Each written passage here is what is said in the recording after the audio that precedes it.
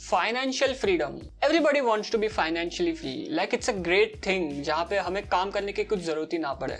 हमारे जो एसेट्स है, हमारे जो इन्वेस्ट किए हुए पैसे हैं, वही हमारे लिए 24/7 365 डेज काम कर रहे हैं और हमारे लिए इतने इनकम जनरेट करके दे रहे हैं कि हमारे जो मंथली एक्सपेंसेस है those are taken care of because of those investments, because our money is working for us. But the question is how to reach there. अगर हम जीरो से स्टार्ट कर रहे हैं तो कैसे हम फाइनेंशियली फ्री हो सकते हैं। इन टुडेज एपिसोड मैं आपसे एक ऐसी हैबिट शेयर करने वाला हूँ। आप उसे हैबिट के लीजिए, उसे आप डिसिप्लिन के लीजिए, उसे आप रूल के लीजिए, बट एक ऐसी हैबिट शेयर करने वाला हूँ जो सूनर और लेटर आपको जरूर हेल्प करेगी फाइनेंशियली फ्री बनने के लिए।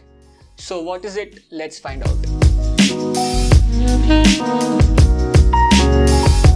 नमस्ते दोस्तों, मेरा नाम है Prateek and we as a Indians are very interested in saving. Like whenever we get our salary और जो भी हमारा इनकम सोर्स है उससे हमें जो पैसे आते हैं उसे हम ज़रूर सेव करने की सोचते हैं after making all the expenses like food and electricity bills and EMIs and whatever our expenses are. But always in our mind हमें पता होता है कि हमें कुछ अमाउंट सेव करना है। And majorly after the month, जब हमारा मंथ खत्म होता है और हम देखते हैं कि क्या बचा है हमारे पास सेव करने के लिए, तो वो मोस्टली तो जीरो ही होता है और काफ़ी बार बहुत छोटा अमाउंट होता है। लाइक अगर हम 10,000 रुपये कमाते हैं फॉर एग्जांपल, सो उसका 1 to 2% मैक्सिमम 5% होता है वो जो हम सेविंग के रूप में रखते हैं, और उसे भी मेजरली हम बैंक अकाउंट में ही पड़े रहने देते हैं, उसे हम अच्छे से इन्वेस्ट नहीं करते। हमें एक्चुअली बचपन में स्कूल में एक फॉर्मूला सिखाया गया था सेविंग्स का, कि एक्चुअली सेविंग्स क्या होती है। So income minus expenses is equals to saving.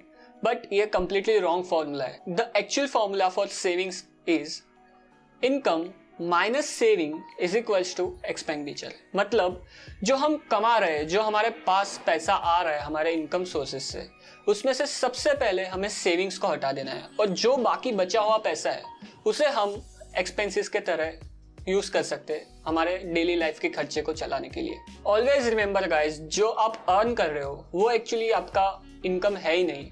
In fact जो आप वो अर्न किए हुए अमाउंट में से जो बचा रहे हो वो आपका एक्चुअल इनकम है। And this concept is called as pay yourself first. Means जो भी आप कमा रहे हो, जो भी आपकी इनकम है, उसमें से थोड़ा सा अमाउंट आप पहले ही निकाल रहे हो और जो बाकी बचा हुआ अमाउंट है वो आप यूज कर रहे हो for day to day expenses. But the catch is, जो आप ये पैसा बचा रहे हो as a savings every month, उसे आपने कुछ ऐसी जगहों पे इन्वेस्ट करना है जहाँ पे ये पैसा ग्रो होते रहे ईयर ऑन ईयर। सो ये तो हो गया कि हाँ चलो, जो भी हम कमा रहे हैं, जो भी हमारी इनकम है, उसमें से थोड़ा अमाउंट हमें सेव करना है।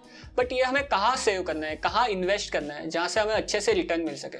सो उसके लिए मैंने पहले ही एक डिटेल वीडियो बनाया है, आप उसे जरूर चेकआउट करना। It will help you a lot कि कहाँ और कैसे इन्वेस्ट करना चाहिए। उसकी लिंक मैंने ऊपर कार्ड में और नीचे डिस्क्रिप्शन में दे रखी है। But now the next question is, हमें कितना सेव करना चाहिए हमारी इनकम में से। द आइडियल रेशियो इज 50-30-20, जहाँ पे 20% डायरेक्टली हमारी इनकम में से सेविंग्स में चला जाएगा। 30% we can use for our wants, like हमें मूवी देखने जाना है, हमें रेस्टोरेंट में खाना खाने जाना है, या फिर ऐसे कोई भी वांट्स है। It's not our need, it's our wants. So जो हमारे वांट्स है उसके लिए हम 30% हमारी इनकम में से अलोकेट कर सकते हैं and remaining 50% is for our needs.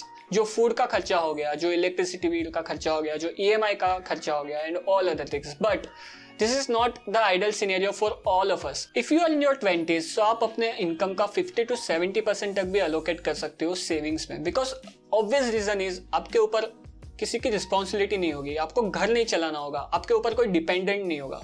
So all the income is for you only and उसमें से आप ज़्यादा से ज़्यादा सेव अप कर सकते हो। एंड अगर आप अपने 20s में हो तो आप ज़्यादा रिस्क भी ले सकते हो, जहाँ पे आप स्टॉक मार्केट में इन्वेस्ट कर सकते हो, इंडेक्स फंड में इन्वेस्ट कर सकते हो। ट्रस्ट मी गाइज, अगर आप 20 to 30 ईयर्स के हो और आपके पास स्टडी सोर्स ऑफ इनकम है एंड अगर आप स्टॉक मार्केट में इन्वेस्ट नहीं कर रहे हो तो आप बहुत ज़्यादा बड़ी अपॉर्चुनिटी को लूज कर रहे हो। बट अगर आप मिड एज में हो, जहाँ पे 30 to 50 ईयर्स की एज हम कंसिडर कर सकते हैं, तो आपको आपके कैपिटल की सेफ्टी पे ज़्यादा ध्यान देना चाहिए, जहाँ पे आप वो पैसा डेट फंड में या फिर गवर्नमेंट सिक्योरिटीज में इन्वेस्ट कर सकते हो। थोड़ा आप अलोकेट कर सकते हो स्टॉक मार्केट में भी, जहाँ पे index fund is evergreen and कुछ ऐसे फंड्स भी है जहाँ पे ज्यादा रिस्क नहीं होता है। ब्लू चिप फंड्स में आप इन्वेस्ट कर सकते हो। एज अ रिमाइंडर, ये वीडियो आप जरूर चेकआउट कर लो, इससे आपको बेटर आइडिया मिलेगा।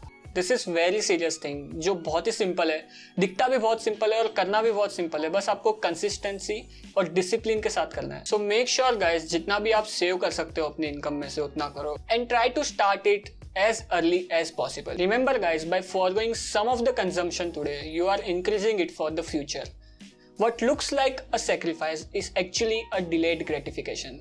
On that note guys, thank you for watching this video. I hope ये वीडियो आपको इंटरेस्टिंग और इन्फॉर्मेटिव लगा होगा। If yes, तो प्लीज ये वीडियो को लाइक कर दो और शेयर जरूर करना अपने फ्रेंड्स और फैमिली के साथ, और सब्सक्राइब कर दो इस वाले चैनल को, बिकॉज मैं ऐसे ही पर्सनल फाइनेंस और स्टॉक मार्केट इन्वेस्टिंग के बारे में वीडियोस लाता रहूंगा आप लोग के लिए।